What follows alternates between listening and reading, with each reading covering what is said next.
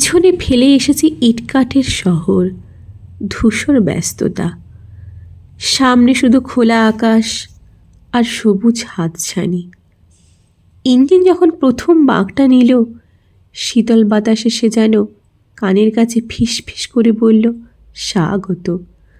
মনে হলো কতদিনের পুরনো ক্লান্তি যেন এই মুহূর্তে মুক্ত হয়ে গেল।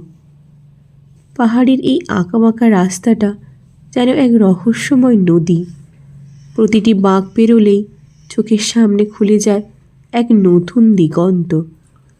কখনো গাড়ি উঠে যায় মেঘেদের রাজ্যে, হঠাৎ চারপাশ সাদা। মনে হয় যেন স্বর্গের দোরগোড়ায় এসে দাঁড়িয়েছি। আর এক ঝলকে মেঘ সরে যেতেই নিচে দেখা যায় সবুজ আর বাদামি রঙের এক বিশাল আলিঙ্গন। এই সময়টা শেখায় জীবন মানে শুধু ছুটে চলা নয়, মাঝে মাঝে থমকে দাঁড়িয়ে এই মহাজাগতিক সৌন্দর্যকে অনুভব করাও।